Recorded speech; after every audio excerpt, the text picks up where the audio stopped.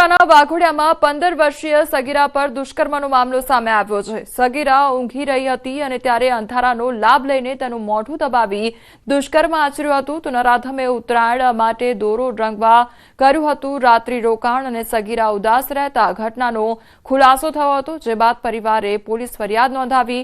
તો પોલીસે ગણતરીના કલાકોમાં આરોપીની અટકાયત કરી છે। પોક્સો અને દુષ્કર્મની કલમ હેઠળ ગુનો નોંધી વધુ કાર્યવાહી હાથ ધરી છે। વડોદરામાં યુવતીએ તેના જ મંગેતરની ગળું દબાવીને હત્યા કરી નાખી છે। વડોદરાની રેલવે કોલોનીમાં પ્રેમ સંબંધનો કરુણ અંત આવ્યો છે। 29 ડિસેમ્બરે સચિન રાઠવાનું સંદિગ્ધ રીતે મોત થયું હતું। યુવતી પર મંગેતરની હત્યાનો આરોપ લાગ્યો હતો। યુવક સગાઈ બાદ યુવતી સાથે રહેવા આવી ગયો હતો, ત્યારે મંગેતરના પિતાએ નોંધાવી હતી ફરિયાદ। પોલીસે પ્રેમિકાની પૂછપરછ કરતા હત્યાની કબૂલાત કરી। તો પીએમ રિપોર્ટ આવતા યુવકને ગળફાંસો આપી હત્યા કર્યાનો ખુલાસો થયો। પોલીસે હત્યાનું સાચું કારણ જાણવા વધુ તપાસ હાથ ધરી।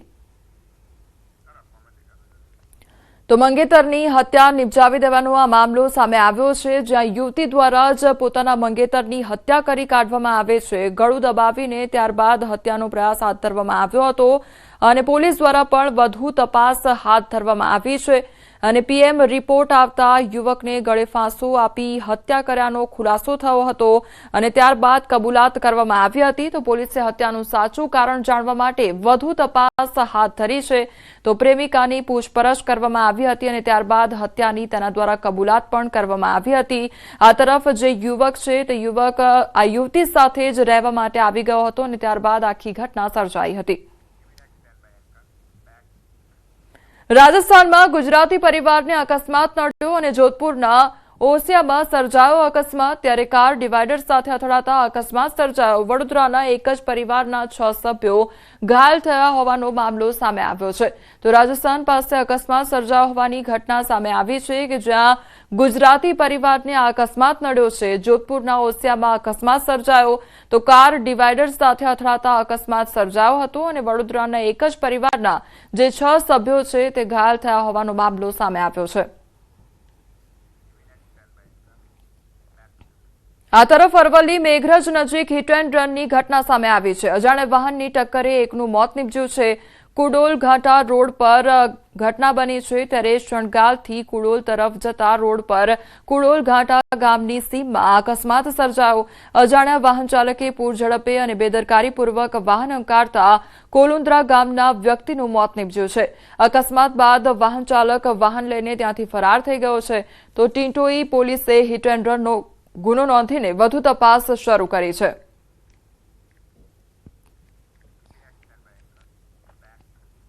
અમદાવાદ શહેર ટ્રાફિક પોલીસ દ્વારા એક દિવસ માટે ટ્રાફિક ડ્રાઈવનું આયોજન કરવામાં આવ્યું છે। દરેક સરકારી કચેરી બહાર સવારે 9 વાગ્યાથી રાત્રિના 8 વાગ્યા સુધી આ ડ્રાઈવનું આયોજન કરવામાં આવ્યું છે।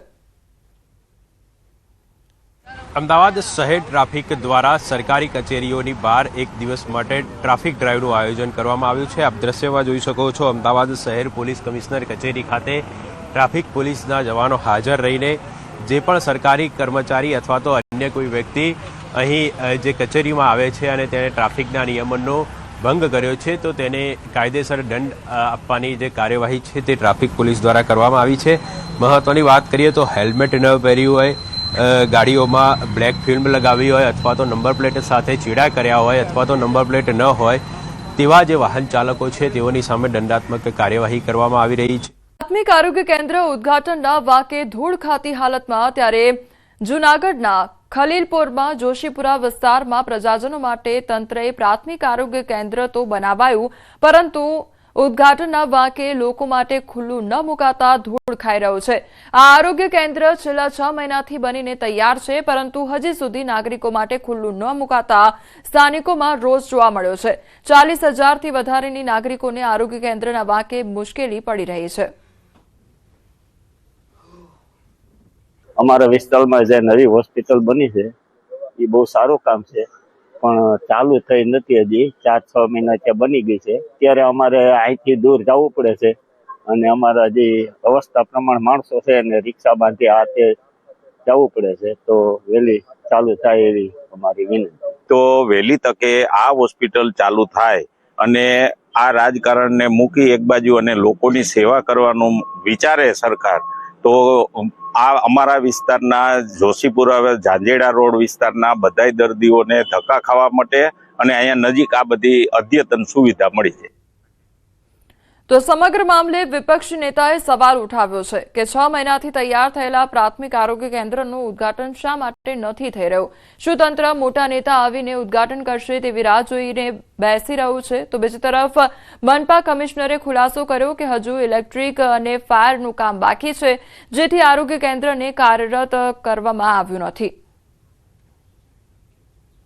ત્યારે તંત્ર દ્વારા કોઈ મોટા નેતાની રાહ જોવાથી ઉદ્ઘાટન માટે, અને એની હિસાબે આ જે છે આખું જે પીએચસી સેન્ટર આરોગ્ય કેન્દ્ર એ ખોલવામાં નથી આવતું.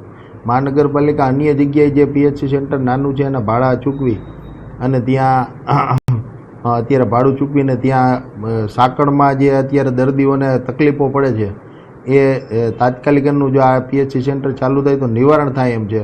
એની કામગીરી પૂર્ણ થઈ ગઈ છે. એમાં થોડુંક નાનું મોટું લાઇટિંગનું કામ બાકી છે અને ફાયરનું થોડું ઘણું કામ બાકી છે. એટલે આમ સિવિલ કન્સ્ટ્રક્શન પૂરું થઈ ગયું છે, એટલે થોડા સમયમાં આપણે એને શરૂ કરવાનું. કોટ મનપાના કોલ સેન્ટરમાં ફરિયાદોનો ઢગલો જોવા મળી રહ્યો છે. એક વર્ષમાં 4.67 લાખ ફરિયાદો નોંધાઈ છે, તો 2.65 લાખ ફરિયાદો સાથે ડ્રેનેજ વિભાગ મોખરે છે. રોજની 1280 ફરિયાદોનો આંકડો ચિંતાજનક છે. તો સ્ટ્રીટ લાઇટ, સફાઈ, પાણી વિતરણને લઈને હાલાકી વર્તાઈ રહી છે. શું શહેરીજનોને મળશે કાયમી ઉકેલ? તેને લઈને પણ અનેક સવાલ ઉદ્ભવી રહ્યા છે. તો વિપક્ષ નેતાના તંત્ર પર ગંભીર આરોપ લગાવવામાં આવ્યા છે. કમિશનરની કામગીરીમાં ખામી હોવાનો આરોપ લગાવવામાં આવ્યો છે. કામગીરી સમયસર ન થતી હોવાનો દાવો કરવામાં આવી રહ્યો છે.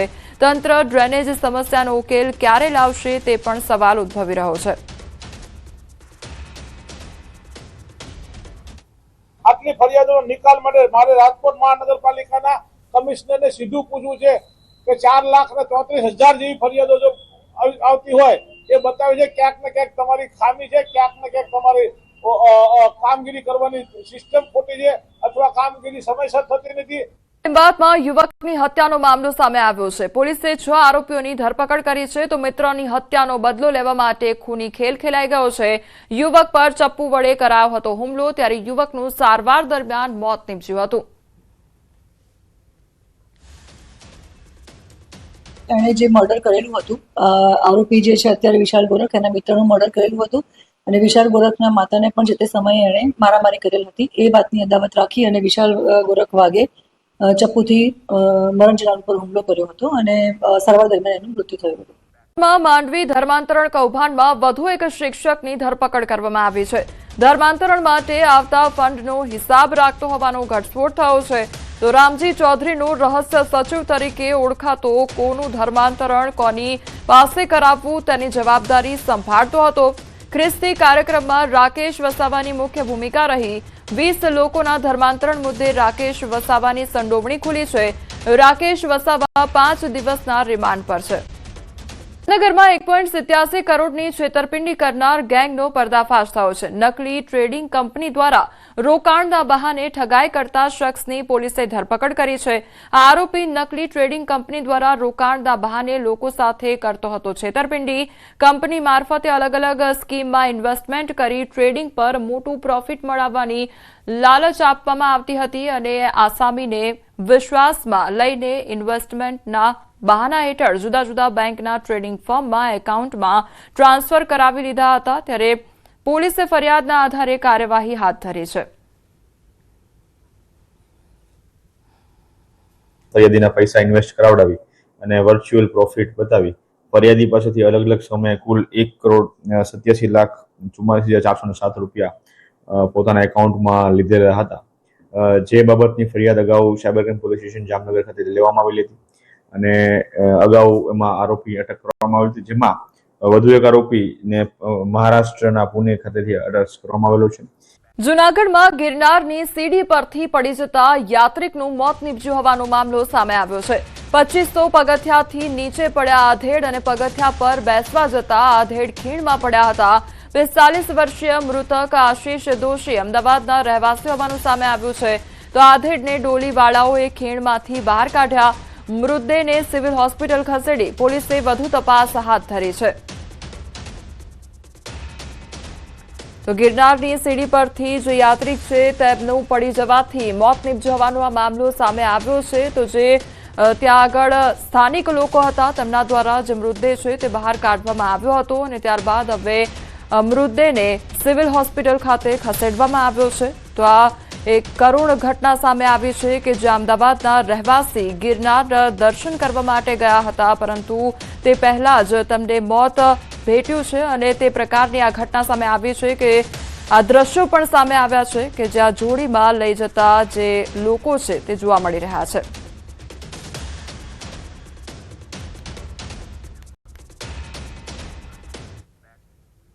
સુરત શહેરમાં નબીરા ફરી એકવાર બેફામ બન્યા છે. પૂરપાટ આવતી કારે અકસ્માત સર્જો અને વેસુ વીઆઈપી રોડ પર બેફામ કાર ચાલકોનો કહેર પણ જોવા મળતો હોય છે. ત્યારે મહિન્દ્રા BE6 અને BMW સાથે સ્વિફ્ટ કારનો અકસ્માત સર્જાયો હતો.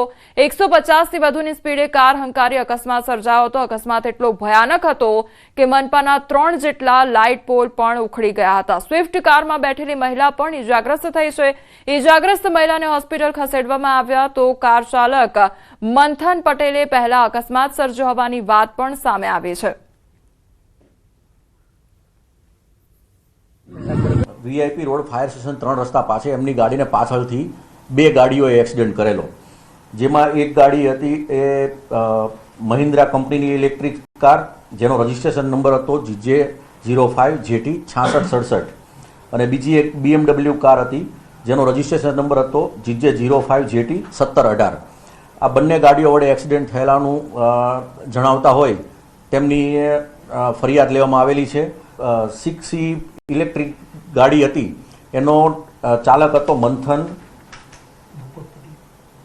ભૂપતભાઈ પટેલ નો નશાકારક હાલતમાં મળી આવતા એની રાત્રે 185 કરી અને વિધિવત ધરપકડ કરવામાં આવી છે. અને જે BMW કાર ચલાવતો હતો એ ઝલક હીરાભાઈ આહિર જે હજુ સુધી પોલીસમાં પકડમાં નથી આવ્યો, એની સાથે જે ગાડીમાં બેઠેલો હતો એ ઋષિ સંજીવ પટેલ એ અત્યારે અમારી કસ્ટડીમાં છે. તો કઈ રીતે શું થયું, શું હતું ખાલી તમે ક્યાંથી આવતા હતા, ગાડી કેટલી સ્પીડમાં નીકળી ગયો, ગાડીમાં એક્સિડન્ટ થયો, રેસિંગ હતી ને સીસીટીવી માં દેખાય છે ને CCTV you can check CCTV check કરી શકો તો રેસ નહીં કરતા. તો શું કરતા હતા, શું થયું? એ રસ્તા પરથી જતા હતા, મારો ઘરનો રસ્તો છે, બે કાર વચ્ચે રેસિંગ નહીં.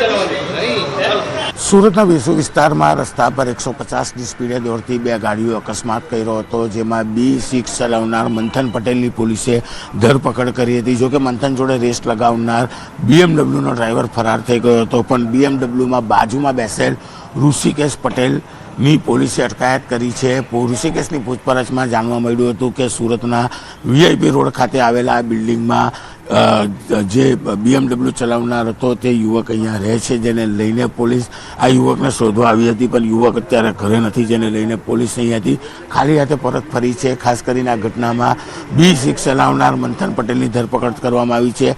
BMWમાં બાજુમાં બેઠેલા ઋષિકેશની પણ ધરપકડ કરવામાં આવી છે, પણ BMW ચલાવનાર યુવક આ બિલ્ડિંગમાં રહેતો હતો. તો સુરતનો આ મામલો સામે આવ્યો છે કે જ્યાં કાર ચાલકો દ્વારા જાણે કાર રેસિંગ કરવામાં આવી રહ્યો હોય તે પ્રકારના દ્રશ્યો સામે આવ્યા છે અને તેના કારણે અકસ્માત પણ સર્જાયો હતો. તો જાણે નબીરાઓ બેફામ બની ગયા હોય અને કોઈ પણ પ્રકારનો ડર જ ન રહ્યો હોય તે પ્રકારની આ પરિસ્થિતિનું નિર્માણ થયું છે. તો નબીરાઓ દ્વારા રેસ લગાવવામાં આવી હોય તે પ્રકારના CCTV ફૂટેજ સામે આવ્યા છે. વધુ એક વખત હિટ એન્ડ રનનો બનાવ સામે આવ્યો છે. ગુજરાત કોલેજ 3 રસ્તા પાસે અકસ્માતનો બનાવ બન્યો. બાઇક ચાલકને અજાણ્યો કાર ચાલક ટક્કર મારીને ફરાર થઈ ગયો. અકસ્માતમાં બાઇક ચાલકનું મોત નીપજ્યું છે. તો ઘટનાના CCTV ફૂટેજ પણ સામે આવ્યા છે. ટ્રાફિક પોલીસે અજાણ્યા કાર ચાલક સામે ફરિયાદ નોંધી વધુ તપાસ હાથ ધરી છે. તો અમદાવાદનો આ મામલો સામે આવ્યો છે કે જ્યાં હિટ એન્ડ રનની ઘટના સર્જાઈ છે અને આખા અકસ્માતની આ ઘટનામાં જે બાઇક ચાલક છે તેનું મોત નીપજ્યું છે. તો જે ટ્રાફિક પોલીસ છે તેમના દ્વારા ફરિયાદ નોંધવામાં આવી છે. સંવાદદાતા નવીન અમારી સાથે જોડાઈ ગયા છે. નવીન, અમદાવાદમાં વધુ એક હિટ એન્ડ રનની ઘટના, આખરે કયા સમયગાળા દરમિયાન આ જે અકસ્માત છે તે સર્જાયો હતો? કોમલ, જે રીતે આ ગુજરાત કોલેજ પાસેનો બનાવ છે જેમાં સ્પષ્ટ દેખાઈ આવે છે કે કાર ચાલક છે જે એક બાઇક ચાલક જે છે તેમને ટક્કર મારીને ફરાર થઈ જાય છે અને જેમાં સારવાર જે બાઇક ચાલકનું મોત થયું છે, જેના અનુસંધાને ટ્રાફિક પોલીસે જે ગુનો દાખલ કરી અને જે અજાણ્યા વાહન ચાલક છે તેની શોધખોળ હાથ ધરી છે. છેલ્લા થોડા સમયથી અમદાવાદ અને વિસ્તારોમાં એટલી ઘટના છે ખૂબ જ વધી છે. 2 દિવસ પહેલા ઘટના એક જ દિવસમાં બની હતી, ત્યારે ફરી ઇટરનલની ઘટના બનતા ક્યાંક ને ક્યાંક સવાલો જે છે તે ઉભા થઈ રહ્યા છે કે આ કાર ચાલકો બેફામ રીતે નિર્દોષ લોકોના ભોગ લઈ રહ્યા છે. જી જે નવીન, અમદાવાદ શહેરમાં આ પ્રમાણેના જે અકસ્માતો છે તે વધી રહ્યા છે, ત્યારે આખરે સવાલ એ થઈ રહ્યો છે કે આજે રફતાર પર બ્રેક ક્યારે વાગશે અને ઠોસ કાર્યવાહી ક્યારે થશે? બિલકુલ, મેં કીધું એ પ્રમાણે કે જે રીતે અમદાવાદની અંદર આસપાસના વિસ્તારની અંદર ક્યાંક ને ક્યાંક જે રીતે ઇટરનલની ઘટના વધી રહી છે, 2 દિવસ પહેલા પણ એક જ દિવસમાં 2 ઇટરનલની ઘટના બની હતી, ત્યારે આ જે ઘટનાઓ છે તે ક્યાંક ને ક્યાંક કાર ચાલકની જે ભૂલ અથવા રેસ લગાવવાની જે એ લોકોની ટેવ હોય છે અને ક્યાંક ને ક્યાંક એ લોકોને ભૂલના કારણે જે નિર્દોષ લોકો છે તે લોકો ભોગ બની રહ્યા છે. અને અત્યારે ટ્રાફિક પોલીસ પણ જયારે પકડશે ત્યારે ખ્યાલ આવશે કે ખરેખર આખી ઘટનામાં હકીકત. સમગ્ર માહિતી બદલ આપનો આભાર.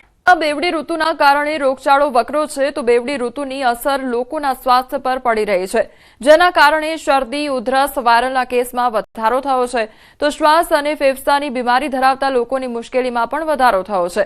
સિવિલ હોસ્પિટલ 1700થી વધુ કેસ નોંધાઈ ચૂક્યા છે.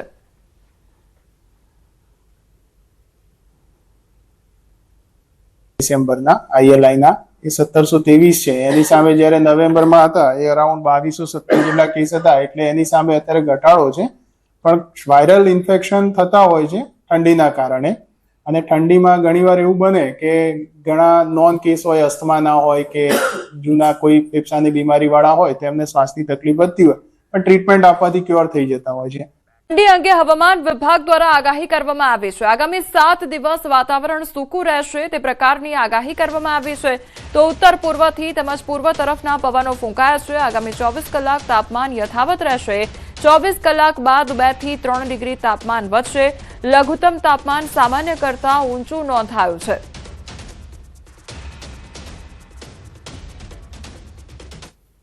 जनवरी से लेकर 8 जनवरी तक मौसम आमतौर पर शुष्क रहने का पूर्वानुमान है, और जो लघुत्तम तापमान है अगले 24 घंटे में कोई बड़ा बदलाव नहीं रहेगा, और उसके आगे ग्रेजुअल राइज रहेगा 2 से 3 डिग्री सेंटीग्रेड अगले 3 दिन, मतलब 3, 4, 5 तक ग्रेजुअल राइज रहेगा, और उसके आगे फिर कोई बड़ा बदलाव नहीं रहेगा. લોન્ડરિંગ મામલે ઈડીની મોટી કાર્યવાહી હાથ ધરવામાં આવી છે. સુરેન્દ્રનગરના તત્કાલીન કલેક્ટરની ધરપકડ કરવામાં આવી છે. તો રાજેન્દ્ર પટેલની ઈડી દ્વારા ધરપકડ કરવામાં આવી છે. ઈડી દ્વારા તત્કાલીન કલેક્ટર ડોક્ટર રાજેન્દ્ર પટેલની ધરપકડ કરવામાં આવી છે. તો આ કેસમાં અગાઉ નાયબ મામલતદારની ધરપકડ થઈ ચૂકી છે, તો ચંદ્રસિંહ મોરીની ધરપકડ કરવામાં આવી ચૂકી છે. ત્યારે આ કેસમાં હજુ વધુ લોકોની ધરપકડ થઈ શકે છે. તો સૌથી મોટા સમાચાર સામે આવી રહ્યા છે. મની લોન્ડરિંગનો જે મામલો સામે આવ્યો ત્યારબાદથી એક બાદ એક ખુલાસા થઈ રહ્યા છે. મની લોન્ડરિંગ મામલે ઈડીની મોટી કાર્યવાહી હાથ ધરવામાં આવી છે, જેમાં સુરેન્દ્રનગરના તત્કાલીન કલેક્ટરની ધરપકડ કરી દેવામાં આવી છે. ત્યારે રાજેન્દ્ર પટેલની ઈડીએ ધરપકડ કરી છે. ઈડી દ્વારા તત્કાલીન કલેક્ટર ડોક્ટર રાજેન્દ્ર પટેલની ધરપકડ કરવામાં આવી છે. તો આ કેસમાં અગાઉ નાયબ મામલતદારની ધરપકડ પણ થઈ ચૂકી છે. ઈડી દ્વારા જે સર્ચ ઓપરેશન હાથ ધરવામાં આવ્યું હતું અને ત્યારબાદ એક બાદ એક તપાસ હાથ ધરવામાં આવી હતી, તેમાં આ મોટું અપડેટ સામે આવ્યું છે કે જે કલેક્ટર છે રાજેન્દ્ર પટેલ, તેની ઈડી દ્વારા ધરપકડ કરવામાં આવી છે. અને આ કેસમાં અગાઉ નાયબ મામલતદારની પણ ધરપકડ કરવામાં આવી ચૂકી છે. સંવાદદાતા ઋત્વિજ અમારી સાથે જોડાઈ ગયા છે. ઋત્વિજ, ઈડી દ્વારા જે સર્ચ ઓપરેશન હાથ ધરવામાં આવ્યું હતું અને એક બાદ એક મોટા ખુલાસા થયા, હવે જે કલેક્ટર છે તેની પણ ધરપકડ કરવામાં આવી છે, શું અપડેટ?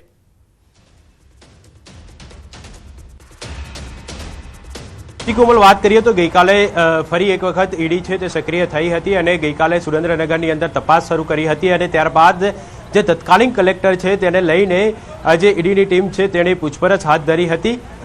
થોડીવાર પહેલાની વાત કરીએ તો ઈડીની જે અમદાવાદ સ્થિત ઓફિસ છે કે જ્યાં પૂરતો બંદોબસ્ત તૈનાત કરવામાં આવ્યો હતો, CRPFના જવાનો છે તે અહીં તૈનાત કરવામાં આવ્યા હતા. અને હાલ જે પ્રાથમિક સૂત્રો પાસેથી જાણકારી મળી રહી છે કે જે તત્કાલીન કલેક્ટર છે તેની ઈડી દ્વારા પૂછપરછ કરવામાં આવી રહી છે. એટલે મહત્વની બાબત તો એ છે કે જે પ્રકારે આખો સમગ્ર મામલો સામે આવ્યો હતો ત્યારબાદ ઈડી દ્વારા જે મની લોન્ડરિંગ એક્ટ હેઠળ ગુનો દાખલ કરવામાં આવ્યો હતો અને આ મામલે બીજો એક ગુનો છે તે એન્ટી કરપ્શન બ્યુરોમાં દાખલ કરવામાં આવ્યો હતો, જે અપ્રમાણસર મિલકતને લઈને દાખલ કરવામાં આવ્યો હતો, જેમાં 4 આરોપીઓ વિરુદ્ધમાં આ ગુનો દાખલ કરવામાં આવ્યો હતો. ઈડીએ સૌપ્રથમ જે નાયબ મામલતદાર છે ચંદ્રસિંહ તેમની ધરપકડ કરી હતી, તેમની પૂછપરછ કરી હતી અને ત્યારબાદ હવે વધુ એક જે તત્કાલીન કલેક્ટર હતા તેમને પૂછપરછ માટે લાવવામાં આવ્યા છે. તેમની પણ જે પ્રાથમિક સૂત્રો પાસેથી જાણકારી મળી રહી છે કે તેમની પણ ધરપકડ કરવામાં આવી છે. એટલે હાલમાં આ સમગ્ર મામલે ઈડીએ જે તત્કાલીન કલેક્ટર છે તેમની પૂછપરછ શરૂ કરી છે અને જે તપાસનો ધમધમાટ છે તે ઈડી અમદાવાદ સ્થિત જે ઓફિસ છે ત્યાં શરૂ કરી દેવામાં આવ્યો છે. જે ઋત્વિજ પહેલા પણ નાયબ મામલતદારની ધરપકડ કરવામાં આવી અને હવે જે તત્કાલીન કલેક્ટર છે તેમની ધરપકડ કરવામાં આવી છે. શું લાગી રહ્યું છે પૂછપરછમાં હજુ કેટલા મોટા ખુલાસા થઈ શકે છે?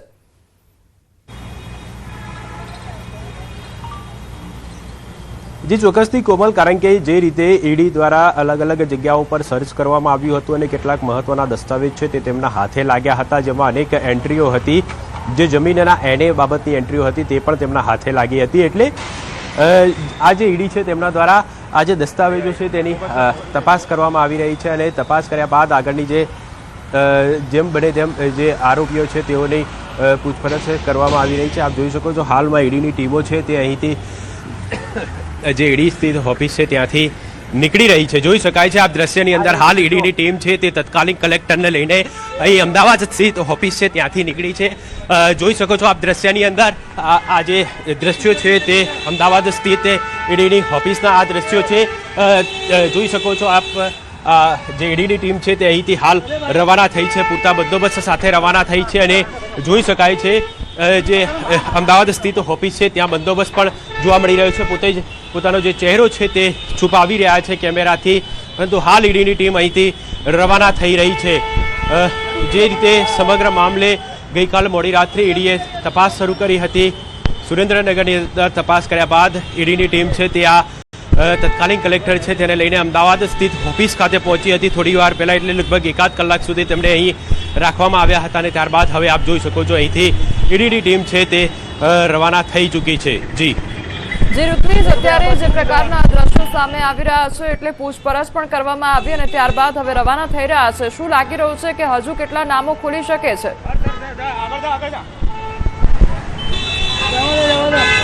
જી ચોક્કસથી હજી પણ આ જે સમગ્ર મામલે તપાસ કરવામાં આવી રહી છે, પૂછપરછ કરવામાં આવશે, ત્યારબાદ અન્ય કેટલાક લોકોના નામ પણ ખુલે છે એવી શક્યતા રહેલી છે. કારણ કે આખું જે કૌભાંડ છે તે કરોડો રૂપિયાનું કૌભાંડ છે, એટલે 1-2 આરોપીઓ નહીં પરંતુ અનેક આરોપીઓના નામ સામેલ હોઈ શકે તેવી શક્યતા રહેલી છે. કોની કઈ ભૂમિકા રહેલી છે અને તેના આધારે આ જે ઈડી છે તેમના દ્વારા કાર્યવાહી કરવામાં આવશે.